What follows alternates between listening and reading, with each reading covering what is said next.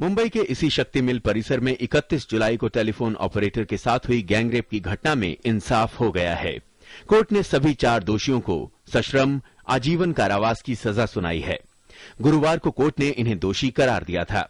इन्हें आईपीसी के तहत गैंगरेप, आपराधिक साजिश, साझा मंशा, अप्राकृतिक यौनाचार, धमकी देने, गलत तरीके से कैद करके रखने, हमला, सबूतों को नष्ट करने तथा सूचना प्रौद्योगिकी अधिनियम की प्रासंगिक धाराओं के तहत दोषी ठहराया गया था। 4 अभियुक्तों को कोर्ट ने जो टेलीफोन ऑपरेटर की केस है उसमें मरने दम तक आजीवन कारावास की सजा फरमाई है, जिसमें अभी किसी को यह अधिकार नहीं होगा कि कोई आए और कोई फेस्टिवल हो इसलिए उसकी सजा कम की जाए। यह अधिकार भी अभी उनको प्राप्त नहीं हुआ। आज दोपहर 11 बजे चारों दोषी अदालत परिसर पहुंचे थे।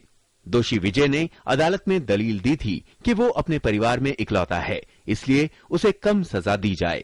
एक और दोषी सलीम ने अपनी पत्नी, 2 बच्चों और 70 साल की मां के साथ विकलांग बहन की भी जिम्मेदारी का हवाला देकर रहम की मांग की। अशफाक ने भी बीमार बच्चों की दलील देकर सजा कम करने की गुहार लगाई। हालांकि सरकारी वकील उज्जवल निकम ने दलील दी कि पीड़िता के साथ इन सभी ने अमानवीय व्यवहार किया है, इसलिए 20 साल की जेल या फिर आजीवन कारावास की सजा दी जाए। अदालत ने बचाव पक्ष की सभी दलीलें खारिज कर दी। सरकारी वकील ने एक याचिका दायर करके इस मामले में दोषी 3 लोगों के खिलाफ आईपीसी की धारा 376 के तहत अपराध दोहराने के कारण अतिरिक्त आरोप तय करने की अपील की, जिसमें अधिकतम सजा मौत है।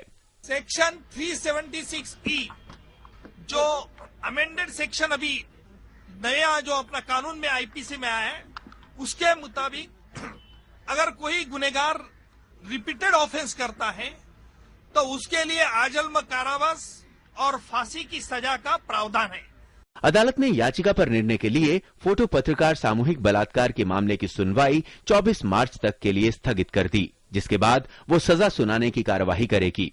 महिला संगठनों ने इस फैसले का स्वागत किया है। ये अपेक्षित था इस तरह का निर्णय, और हम मुंबई पुलिस को ये धन्यवाद देते हैं कि उन्होंने बड़ी अच्छी तरह से मेहनत की और इस तरह से सबूत पेश किए और गवाह पेश किए, जिसकी वजह से हमारे न्यायपालिका को एक सही निर्णय लेने में उनको मदद हो गई है। पिछले साल 31 जुलाई को टेलीफोन ऑपरेटर के साथ सामूहिक दुष्कर्म करने वाले इन दोषियों ने उसके चंद दिन बाद ही 22 अगस्त को 22 वर्षीय फोटो जर्नलिस्ट के साथ सामूहिक दुष्कर्म की घिनौनी हरकत दोहराई थी। अब सबको इंतजार है जब फोटो जर्नलिस्ट को भी इंसाफ मिलेगा। Bureau report, DD news.